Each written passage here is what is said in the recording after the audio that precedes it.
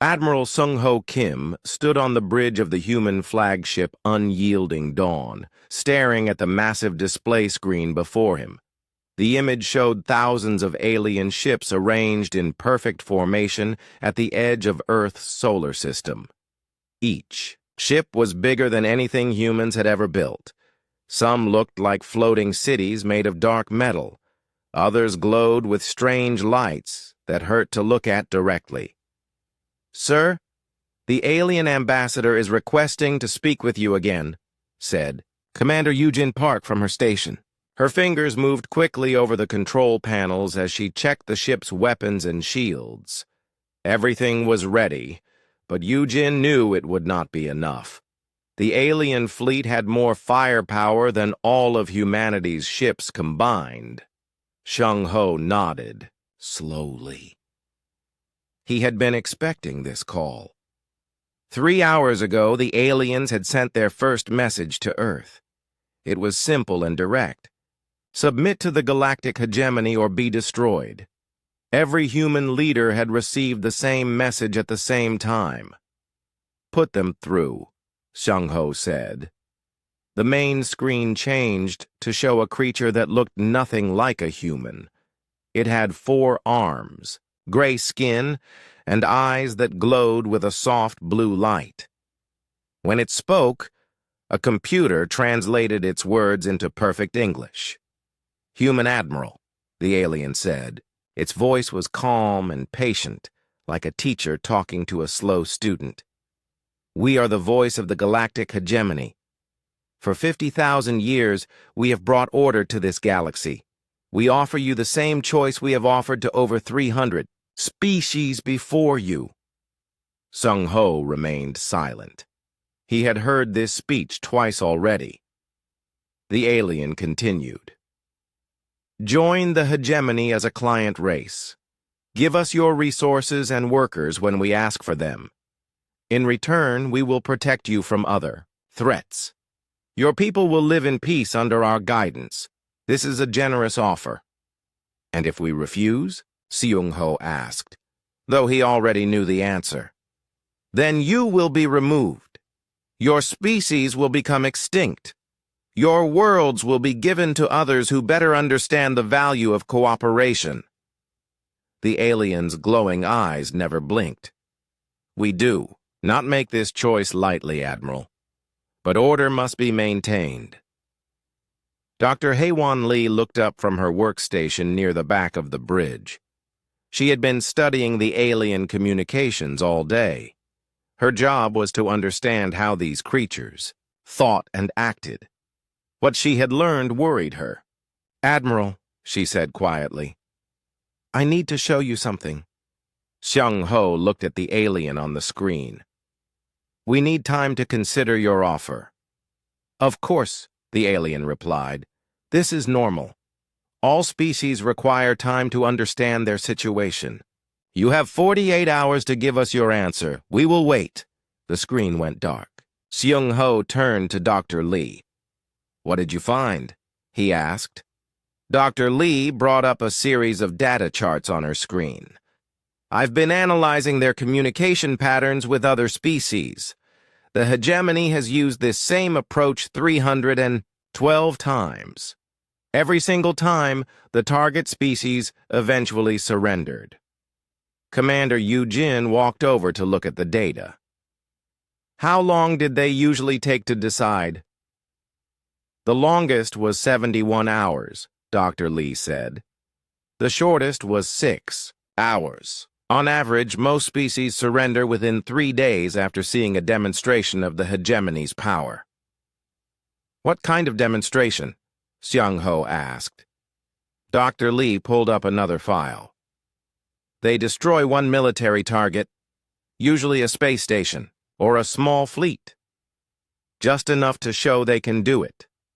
After that, resistance collapses quickly." The bridge became quiet. Everyone understood what this meant. The aliens were so confident in their approach because it had never failed. Not once in 50,000 years. General Min Seo Choi's voice came through the communication system from Earth. Admiral Kim, we've just finished the emergency council meeting. All world leaders are in agreement. What's the decision, General? Seung-ho asked. We will not surrender. The vote was unanimous. Yujin smiled grimly. She had hoped for this answer, but hearing it made everything real. They were going to fight an enemy that had never been beaten. Captain Dong-hyun Kwon spoke, up from his position at the navigation station. Sir, I've been watching their fleet movements. They're not just here to intimidate us. Those ships are positioned for a full assault on our orbital defenses. Seung-ho studied the tactical display. Red dots showed enemy positions around the solar system. Blue dots showed human ships and stations. There were 20 red dots for every blue one. They're being careful, though, Yujin observed. Look at their targeting solutions. They're avoiding anything near civilian populations. Dr. Lee nodded. That matches their historical pattern. They want to keep the infrastructure intact. A dead planet is worth nothing to them. So they expect us to surrender once they hurt us. Enough, Seung-ho said. That's how it's always worked before, Dr. Lee confirmed. Seung-ho walked to the front of the bridge and looked out at the stars. Somewhere out there, beyond what his eyes could see, the alien fleet waited. Ships filled with creatures who had conquered hundreds of worlds. They were patient because they knew how this would end.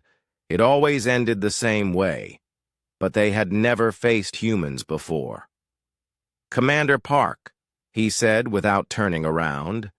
Yes. Sir? Send a message to all human ships and stations. Tell them to prepare for battle. We have 47 hours to get ready. What about our answer to the aliens? Yujin asked. Seung-ho finally turned around.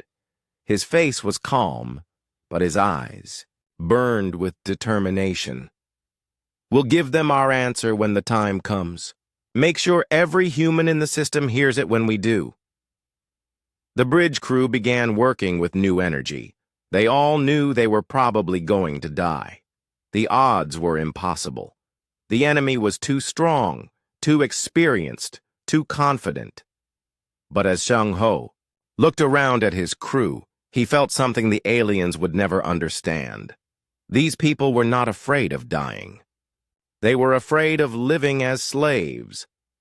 In 47 hours, the galactic hegemony would learn something they had never encountered in 50,000 years of conquest.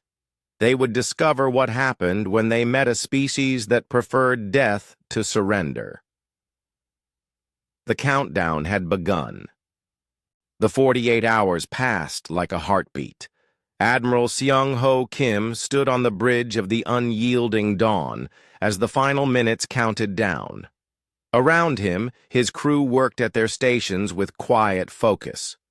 Nobody spoke about what was coming. They all knew. Incoming transmission from the alien fleet, Commander Yujin Park announced.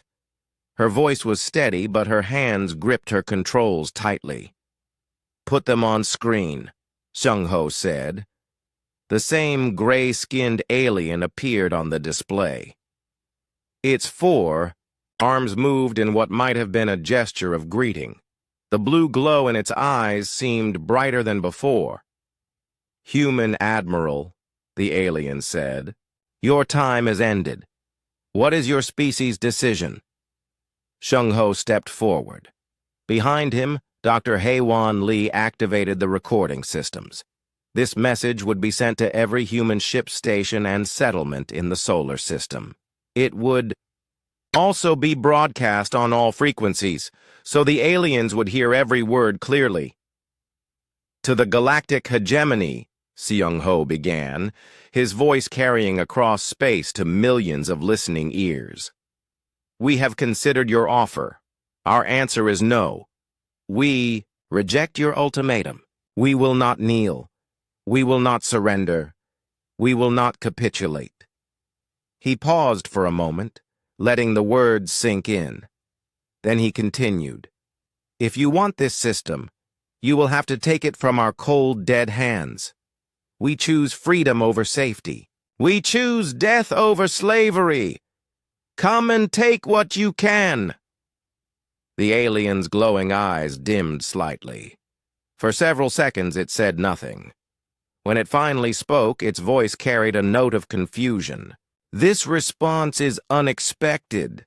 You understand that resistance is futile? Your ships cannot match our technology. Your weapons cannot penetrate our shields." "We understand perfectly," Seung-ho replied. "We also understand that some things are more important than survival." The alien's image flickered and disappeared. Across the bridge, warning lights began flashing as sensors detected movement in the enemy fleet. On Mars Station, engineer Bo-Ra Jang received the signal she had been waiting for. Protocol Scorched Earth was now active. If humanity fell, nothing of value would remain for the conquerors. Every piece of advanced technology, every research facility, every manufacturing plant would be destroyed before the aliens could claim it. Bo-Ra's hands moved over her controls, activating demolition charges that had been secretly placed throughout the station's critical systems.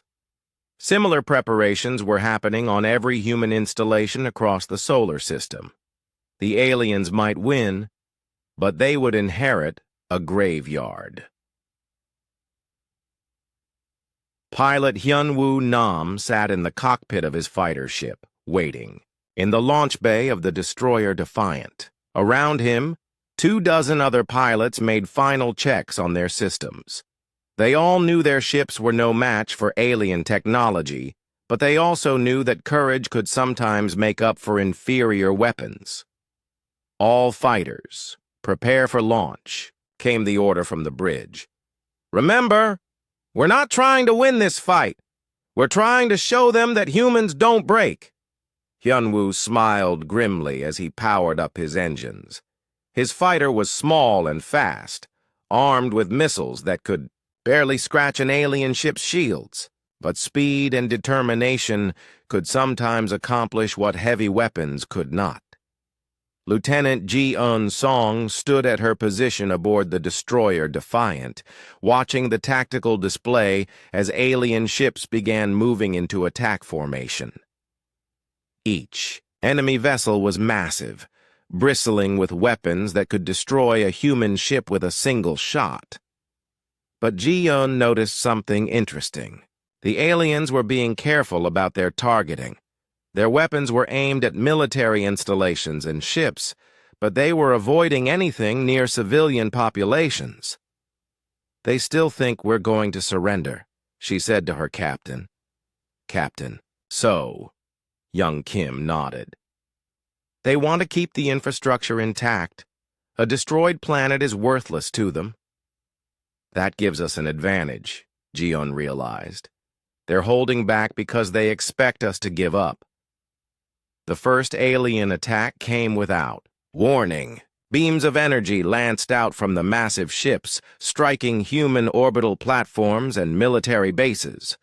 The weapons were incredibly powerful, but they were precisely aimed. No civilian targets were hit. Dr. Chan Young-yu watched from the research station on Europa as one of humanity's largest space docks exploded in a ball of fire. The aliens had destroyed it completely, but they had waited until all civilian workers were evacuated. They still believed in the old pattern: show overwhelming force, wait for surrender. But the human response was unlike anything the aliens had ever seen. Instead of panic or despair, there was defiance. Ships that should have retreated moved forward to attack. Stations that should have surrendered began broadcasting messages of resistance. On the medical ship Mercy, medic Subin An treated wounded crew members from the first wave of attacks. Many of them had severe injuries, but when she offered to evacuate them to safer areas, they refused. "Patch me up and send me back," said a badly burned pilot. "My ship is still flying and there's still fight left in her." Subin had never seen anything like it. These people were choosing to return to certain death rather than accept safety. She began to understand why the aliens seemed so confused by human behavior. The second wave of attacks was heavier than the first. More human ships were destroyed, more stations were damaged. But the pattern remained the same. The aliens were still being careful, still avoiding civilian targets, still expecting surrender. Admiral Sung-Ho Kim received damage reports from across the fleet.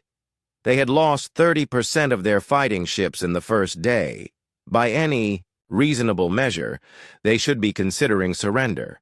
Instead, he ordered a counterattack. Captain Dong-Hyun Kwon led a group of fast attack ships against one of the smaller alien vessels. Their weapons barely scratched its shields, but the attack itself sent a message. Humans would not go quietly into the night. As the first day of battle ended, communications specialist In-ha Bae intercepted alien transmissions between the enemy ships. The computer translations were partial, but she could make out enough to understand the general meaning. The aliens were confused. Their leaders were arguing among themselves. Some wanted to increase the attacks, while others insisted on maintaining their traditional approach. They had never encountered a species that responded to overwhelming force with increased resistance. Dr. Haewon Lee studied the intercepted communications with growing interest. In 50,000 years of conquest, the galactic hegemony had developed a formula that never failed. Show superior force, destroy some military targets, wait for surrender. It had worked every single time. But humans were not following the script. Each attack only made them more determined. Each loss only strengthened their resolve. The aliens had no experience with this kind of response, and it was beginning to show in their tactics. As night fell on the first day of humanity's last war, Admiral Sung-Ho Kim looked out at the stars and wondered if they had already achieved something important. They might not be able to win this fight, but they had done something no other species had managed in 50,000 years. They had surprised the galactic hegemony. The question now was whether surprise would be enough to change the outcome of a war they could not possibly win through conventional means. Tomorrow would bring new attacks, heavier losses, and harder choices. But tonight, humanity had shown the galaxy something it had never seen before, a species that preferred death to surrender. 3 days had passed since the fighting began, and the alien commanders were experiencing something they had never felt before: confusion.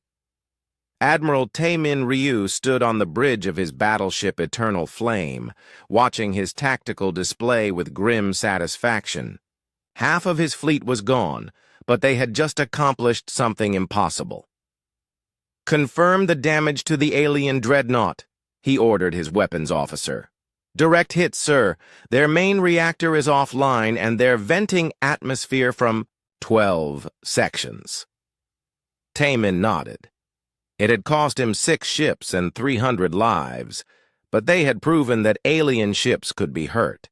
The kamikaze attack had been desperate, but it worked. Now the aliens knew that humans were willing to trade their lives for small victories. Intelligence officer Ye Jin Han worked at her station aboard the command ship, listening to intercepted alien communications. The computer translations were getting better as they learned more about alien languages, and what she heard was fascinating. "Admiral Kim," she called across the bridge, "you need to hear this." Admiral Sung-Ho Kim walked over to her station. "What do you have?" "The aliens are arguing among themselves," Yejin said. "One group wants to glass all our planets immediately. They're calling human resistance irrational and dangerous. But another group is insisting they stick to their traditional methods. Why would they want to stick to tradition when it's not working? Sung-ho asked. Because it's always worked before, Dr. Haewon Lee said from her nearby station. They've used the same approach for 50,000 years. They don't know how to adapt when a species doesn't follow their expected pattern. Captain So-young Kim's voice came through the communication system from her destroyer. Admiral, we're seeing hesitation in their attack patterns. They start to move forward, then pull back. It's like they can't decide what to do. This hesitation was exactly what Seung-ho had hoped for. He activated the fleet-wide communication system. All ships, this is Admiral Kim. I want you to listen carefully. The aliens are confused because we're not acting like other species they've conquered. They don't understand why we won't surrender. Use that confusion. Hit them when they hesitate. Make them pay for every second they spend trying to figure us out. Technician Jae-hyun. Oh worked frantically in the engineering section of the research. Vessel discovery. Scattered around him were pieces of alien technology recovered from the wreckage of destroyed ships. Most of it was too advanced for humans to understand, but some components were simpler. I think I've got something, he announced to his team. Their shield generators use a frequency that we can partially match. It won't stop their weapons, but it might give our ships a few extra seconds of protection. Those few seconds could mean the difference between life and death in space combat. Jae-hyun began transmitting the shield modifications to every surviving human ship. Communications specialist In Shae-bae had made an interesting discovery while monitoring alien transmissions. Not all of the alien species in the hegemony fleet were communicating with the same level of enthusiasm about the war. Dr. Lee, she called. I'm picking up some strange patterns in the alien communications. Some of their ships are sending very different messages than others. Dr. Lee came over to examine the data. What kind of differences? Well, most of the alien commanders are frustrated with human resistance, but a few are sending messages that the computer translates as curiosity. Dr. Lee studied the communication patterns. Curiosity about what? About why humans are willing to die rather than surrender. They keep asking each other questions about human psychology and motivation. This was unexpected. Dr. Lee had assumed that all aliens in the hegemony thought the same way, but apparently some of them were genuinely puzzled by human behavior, while others were simply angry about it. The aliens tried a new strategy on the fourth day. Instead of just attacking military targets, they broadcast recordings of human outposts being destroyed. They showed the explosions in graphic detail, hoping to break human morale. The strategy backfired completely. Colonel Young Mi-seo watched the broadcast from her command post on Europa. She saw the destruction of the research station where her brother had worked.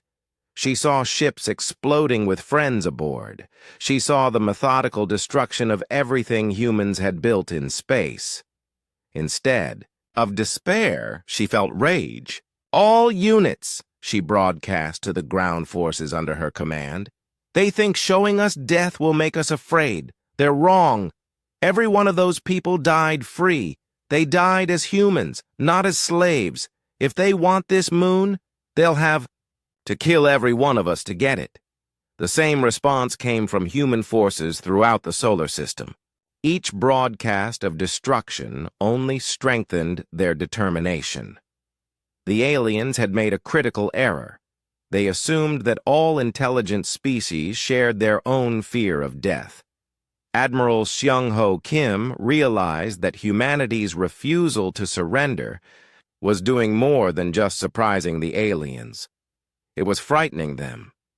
For 50,000 years, their entire system of control had been based on one simple assumption, that all intelligent life valued survival above everything else.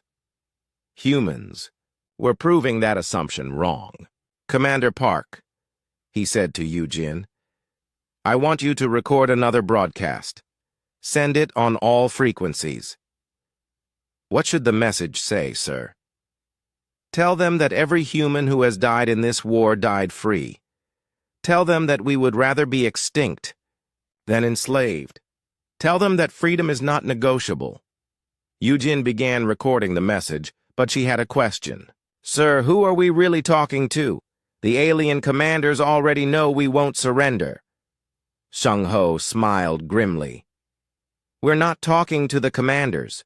We're talking to the other species in their fleet, the ones who might be starting to remember what freedom feels like. Dr. Haewon Lee looked up from her analysis of alien communications. Admiral, I think you're right.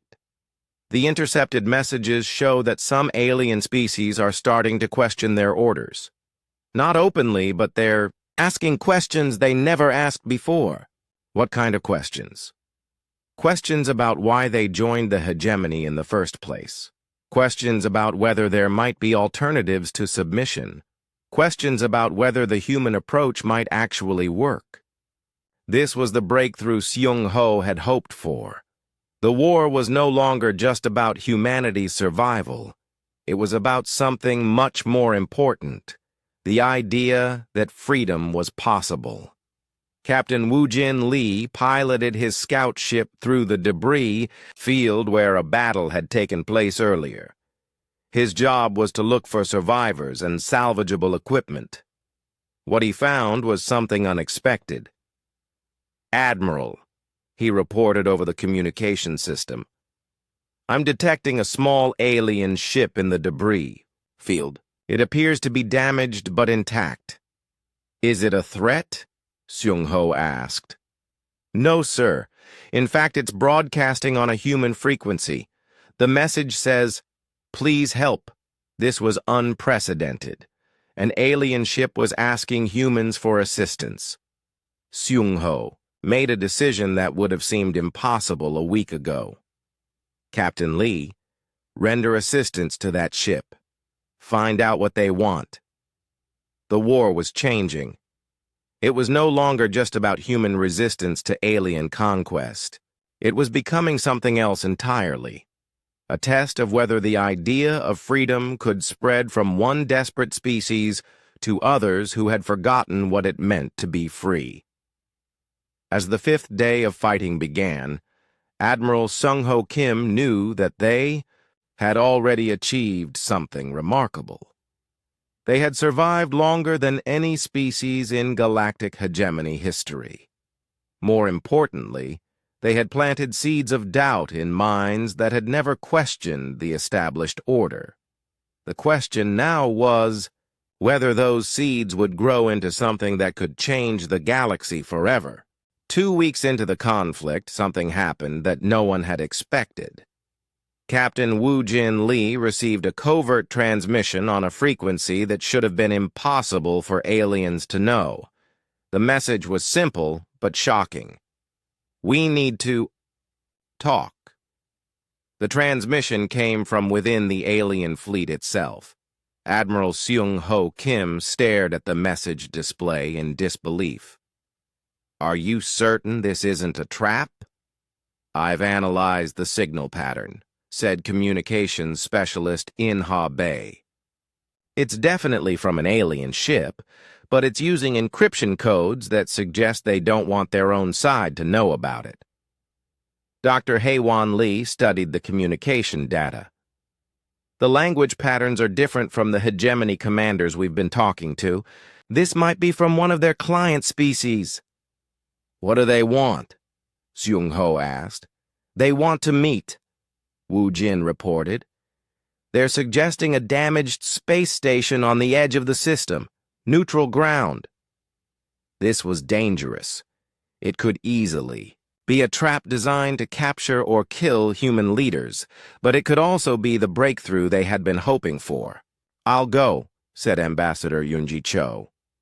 She had been appointed as humanity's first xeno-diplomatic representative just days ago when it became clear that the war was becoming more complicated than simple military conflict. "It's too dangerous," Seung-ho said. "Everything we've done has been dangerous," Yoon-ji replied. "But if there's a chance that some aliens are willing to question the hegemony, we have to take it." 3 hours later, Yoon-ji found herself aboard the damaged research station Prometheus, waiting in what used to be the main laboratory. The station had been abandoned since the war began, its corridors dark and filled with floating debris. She didn't have to wait long. A small alien ship docked with the station, and minutes later, a figure in an environmental suit entered the lab. When it removed its helmet, Yoon-ji found herself looking at a creature unlike any she had seen before. It had 6 limbs, silver skin, and large eyes that seemed to hold sadness. When it spoke, its voice was translated by a small device attached to its suit. "I am Velthara of the Kethmari people," the alien said. "I thank you for coming, despite the danger." "Why did you want to meet?" Yoon-ji asked carefully. Velthara was quiet for a moment. "Because your species has done something that we thought was impossible. You have refused to surrender, even when facing certain death." "Many species have fought against the hegemony," Yoon-ji said. "No," Velthara replied firmly. "Many species have resisted for a time. Some have fought bravely, but all of them eventually surrendered when they realized they could not win. You are the first to choose extinction over submission." Yoon-ji began to understand. "And that's causing problems in your fleet." "More than problems," Velthara said. "My people were the second species to join the hegemony 40,000 years ago. We had forgotten what freedom felt like. We had forgotten that there was any choice other than obedience. And now? Now we remember. Watching humans die rather than kneel has awakened something in us that we thought was dead forever." Back on the human flagship, strategic analyst Hoon Seok Park was developing new battle plans based on this incredible intelligence. The war was no longer just about military tactics. It was about ideas, and ideas could spread faster than any weapon. "If some alien species are starting to question the hegemony," he explained to Admiral Kim, "then we need to change our entire approach. Instead of just trying to hurt their ships, we need to encourage their doubts." "How do we do that?" Seung-ho asked. "We broadcast our reasons for fighting, not just to the hegemony commanders, but to every alien in their fleet. We tell them why freedom is worth dying for." Dr. Chan Young-yu had been working on this problem from the research station on Ganymede. "I've been analyzing their communication networks," she said during a strategy meeting conducted over secure channels. "The hegemony uses a centralized system to coordinate between species. If we can tap into that system, we can reach every alien ship simultaneously." "That sounds almost impossible," said Commander Eugene Park. "Almost impossible is better than completely impossible," Dr. Yu replied. "And we've been specializing in almost impossible things lately." Captain Soo-jin Yoon had been leading covert operations against alien supply lines.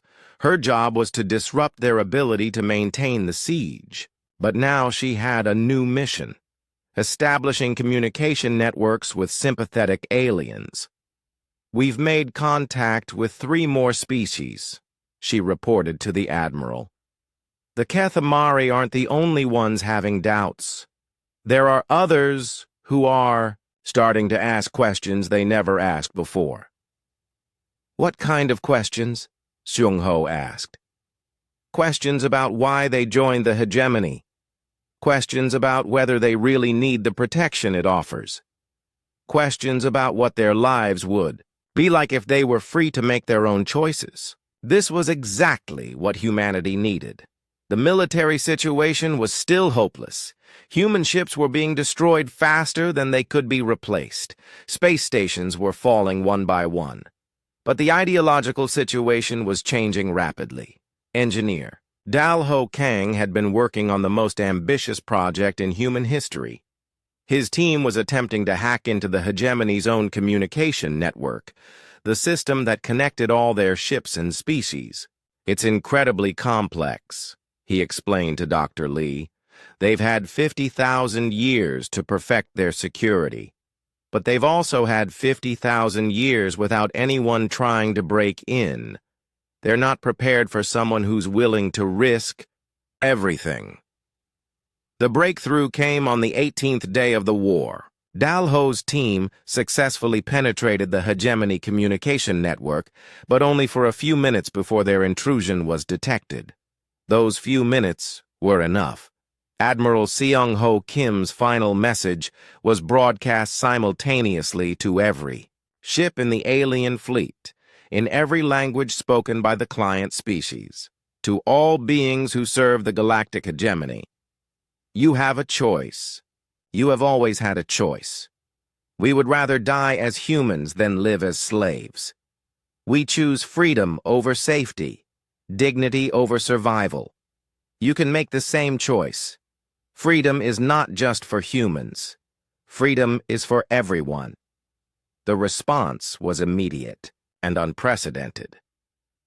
On 17 different ships, crew members of client species refused orders to attack human targets. On 6 ships, entire sections declared independence from hegemony command. On 3 ships, the crews mutinied and took control from their hegemony overseers.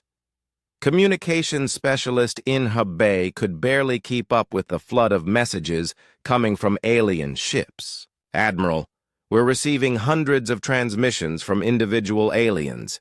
Many of them are asking for asylum. Others are requesting information about human philosophy and government. Some are asking for military assistance in their own rebellions, added intelligence officer Ye Jin Han. For the first time since the war began, Admiral Seung Ho Kim allowed himself to feel hope. They were still outnumbered and outgunned.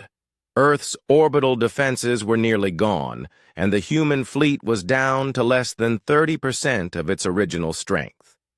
But something fundamental had changed. The galactic hegemony was no longer united. For the first time in 50,000 years, client species were refusing orders and demanding freedom. The war was no longer about whether humanity would survive. It had become about whether the entire structure of galactic civilization would change forever. Captain Yesol Lim received new orders that would have been unthinkable just days ago. Instead of attacking alien ships, she was to rendezvous with 3 vessels that had defected from the hegemony fleet. We're going to fight alongside aliens against other aliens, she told her crew. I never thought I'd live to see something like this. As the 3rd week of fighting began, it was clear that humanity had achieved something far more important than military victory. They had proven that the idea of freedom was contagious, and once it started spreading, it was impossible to stop. The question now was whether the hegemony would adapt to this new reality, or whether they would choose to destroy everything rather than lose control of their empire. The final battle did not happen in space. It happened in the minds and hearts of every being in the galaxy who heard humanity's last message. Admiral Seung Ho Kim stood on the bridge of the battered, unyielding Dawn, preparing to broadcast what might be humanity's final words to the universe. Around him, his surviving crew worked with quiet determination. Half the bridge stations were dark, their operators killed in the weeks of fighting. The ship itself was held together by emergency repairs and sheer stubbornness. But the communication system still worked, and that was all they needed. We connected to the network? Seung Ho asked. Engineer Dal Ho Kong nodded from his jury-rigged station. We've got full access to the hegemony communication system. Every ship, every species, every client race will hear this message. What about the cost? Commander Eugene Park asked quietly. They'll trace the signal back to us within minutes. Let them come, Seung-ho said. We've said everything that needed saying except for one final truth. He activated the broadcast system. His words would reach across the galaxy, carried by the hegemony's own network to billions of beings who had never heard anyone speak like this before. To every sentient being in this galaxy, Seung-ho began, this is Admiral Seung-ho Kim of the human fleet. By the time you hear this message, my species may be extinct. But before we die, we want you to know something important. He paused, choosing his words carefully. Freedom is not negotiable. Dignity is not for sale. We would rather die as humans than live as slaves. This is not just our choice. This is the choice available to every thinking being in the universe. You do not have to live in fear. You do not have to bow to others simply because they are stronger. You can choose to be free. On the bridge, Dr. Hae-Won Lee monitored the reactions coming from across the hegemony fleet. The response was immediate and overwhelming. Client species that had served in silence for thousands of years were suddenly demanding answers. Ships were refusing orders. Entire sections of the fleet were in chaos. To our fellow beings across the galaxy, Seung-ho continued, we know that many of you have forgotten what freedom feels like. We know that you have been told that safety requires submission, that survival requires obedience.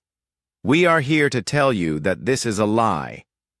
Captain Yeso Lim led the final human assault, but her target was not an alien warship. Her mission was to rescue prisoners held in the hegemony detention vessel, former members of client species who had dared to resist in the past and had been captured and forgotten.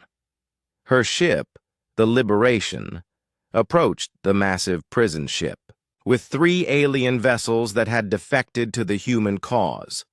The sight of humans and aliens fighting together sent shockwaves through both fleets. This is Captain Lim to all hegemony forces, she broadcast. We are here to free beings who dared to dream of liberty, stand aside or face the consequences. The prison ship's defenders were paralyzed by confusion. They had been trained to fight enemies, not liberators who included members of their own species. Back on the flagship, Seung-ho's message continued to spread across the galaxy. Some of you are asking what will happen if you choose freedom. You are afraid that you will be destroyed, that you lack the strength to stand alone. But look around you. See how many ships have already made the choice. See how many of your fellow beings are standing up. You are not alone. Technician Jae-hyun worked frantically to keep the communication system running as hegemony forces tried to jam the signal. They're throwing everything they have at us, he reported. But the message is getting through. The client species are retransmitting it on their own networks. How many ships have defected? Yoo-jin asked. Intelligence Officer Ye-jin Han checked her displays. Over 400 ships have either joined us openly or stopped following hegemony orders. That's almost 15% of their entire fleet. But the most important responses were coming from outside the immediate battle zone. On distant worlds throughout the galaxy, client species were rising up against their hegemony overseers. The message of human resistance had sparked rebellions that were spreading faster than any military force could contain them. The hegemony ruling council faced an impossible choice. They could destroy humanity, but doing so would only prove that. They ruled through fear alone. The client species were watching, waiting to see if their masters would resort to genocide when faced with beings who simply refused to submit. Captain Wu Jin Lee received a transmission that changed everything.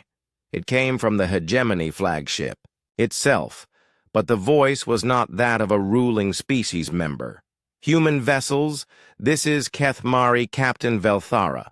We have taken control of the command ship. We are prepared to negotiate a ceasefire. The impossible had happened. Client species within the Hegemony fleet had mutinied and seized control of their own command structure. Admiral Sung-Ho Kim finished his broadcast with words that would be remembered across the galaxy for millennia to come. We do not ask you to fight our battle. We ask you to fight your own battle for the right to be free. We do not promise that freedom is easy.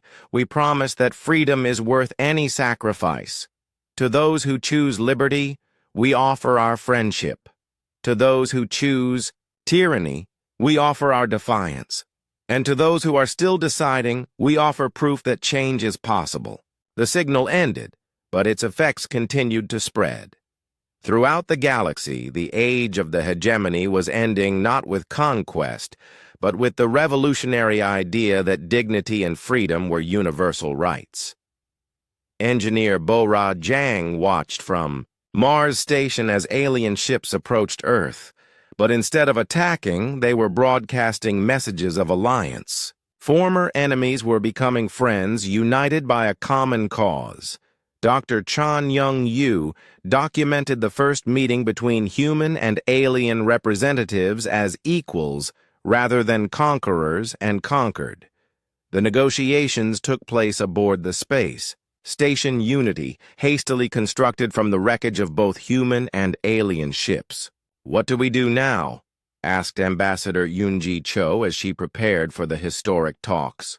"Now we prove that different species can work together without one ruling over the others," replied Admiral Kim. "We show the galaxy what cooperation looks like when it's based on choice rather than force." The hegemony did not fall in a single day. Some ruling species refused to accept the new reality and attempted to maintain control through increasingly brutal methods. But they discovered that fear alone could not hold together an empire when the idea of freedom had taken root. Captain Su Jin-yoon led joint human-alien fleets to liberate worlds where brutal crackdowns were taking place. The sight of former enemies fighting side by side to protect innocent beings sent a powerful message throughout the galaxy.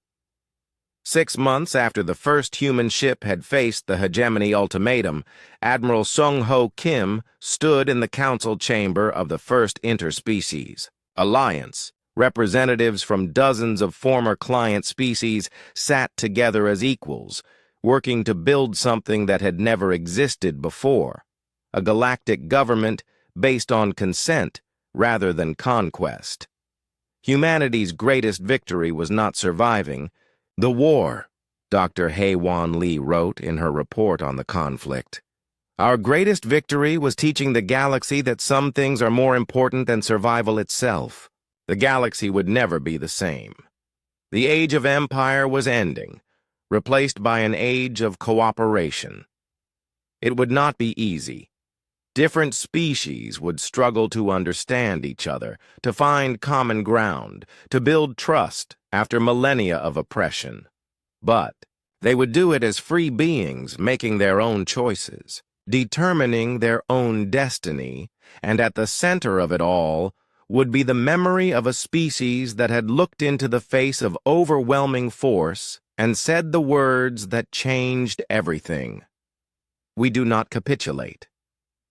The moment the aliens realized that truth was the moment the galaxy began to heal from 50,000 years of tyranny. Freedom, it turned out, was not just a human concept. It was a universal need, waiting for someone brave enough to show that it was possible. Humanity had shown the way.